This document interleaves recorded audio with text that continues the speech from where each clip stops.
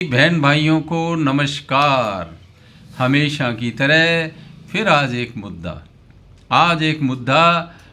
मुद्दा अंतर्राष्ट्रीय स्तर के एक उत्पाती बुढ़े का है। बुढ़े तो सारे ही होते हैं, मैं तो बुढ़ा अपने आप को उस लेवल का नहीं हूँ। वो 94 साल का बुढ़ा है और मैं जिक्र कर रहा हूँ जॉर्ज सोरोस का, जिसका जिक्र भारतीय संसद में भी आया है और ये जो अपने संबित पात्रा जी ने भी उनका जिक्र किया है।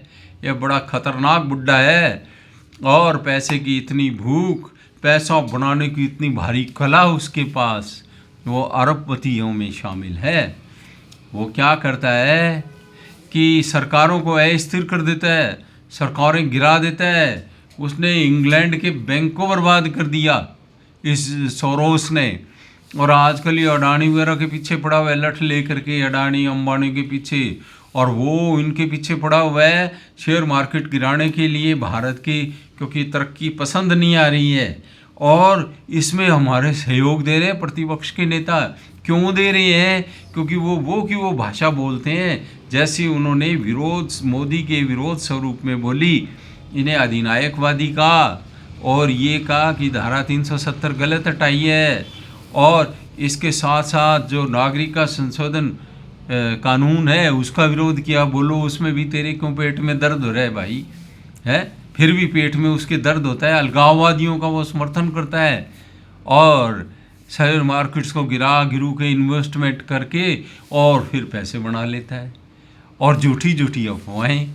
और उसकी जो है ना, एक ओपन सोसाइटी फाउंडेशन बना रखी है उसने, उसके माध्यम से वो एक और इसकी संस्था है, इसी की मानो जब वो ज़्यादातर पैसा उसको देता है, वो ऑर्गेनाइज्ड क्राइम और करप्शन वाली संस्था, OCCP है शायद उसका नाम, उसको भी पैसे दिए रखता है।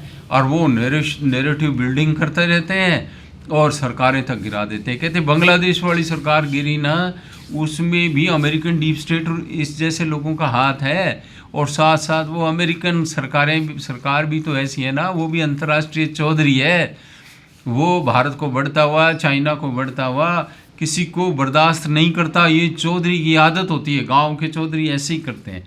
तो ये आजकल दुनिया गांव बन गई है, तो भाई ऐसा ही होगा। जब ये गांव बन गई है तो गांव के चौधरियों जैसे ही लोग होंगे, तो वैसी वो हरकतें करेंगे।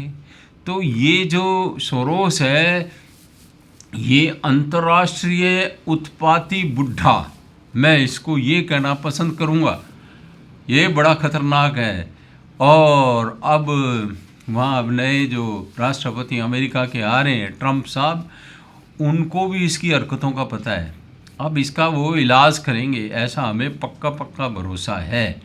और भारत तो ये चाहता ही है कि ऐसे बेकार के लोगों को, जो कि अस्थिरता पैदा करते हैं अंतर्राष्ट्रीय स्तर पे अपने आर्थिक लाभ के लिए और राष्ट्रों का नुकसान करते हैं, ऐसे लोगों के साथ तो जैसा हो ज़्यादा से ज़्यादा इनकी ठुकाई होनी ही चाहिए। मेरी तो ये भी कामना है, और आपकी भी शायद राष्ट्रवादी होने के नाते ऐसी ही कामना होगी। तो भाइयों, और इन्हीं ऐसे लोगों के चक्रों में ही राहुल गांधी को गद्दार तक बोला गया है। संबित पात्रा ने उसे गद्दार कहा है। और ये राहुल हमारे क्या है, ये भी ऐसे ही हैं, हर एक आदमी से मिल लेते हैं, हर आदमियों से बातें कर लेते हैं। अमेरिका में गए, वो बांग्लादेश में उत्पात मचाने वाले बंदे के साथ बात कर ली, उसके साथ फ़ोटो खिंचवा ली। फ़ोटो तो चलो हो जाती है, पर ऐसा को मुंह क्यों लगाते हैं? ये गलत है। विदेशों में जाते हैं तो उसका विवरण क्यों नहीं देते यात्रा का? चाइना से समझौता करते हैं तो उसका कोई जिक्र नहीं, वो बताते नहीं है कुछ भी। तभी तो संबित पात्रा ने गद्दार कह दिया, और ये विचारणीय बात है। अब क्या है, वो भी अधेड़ हो रहे हैं।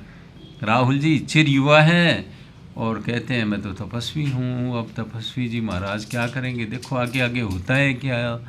तो सभी ने ध्यान से सुना, इसके लिए धन्यवाद। पसंद आए तो लाइक, शेयर और सब्सक्राइब कर दिया करो। उन्हें धन्यवाद।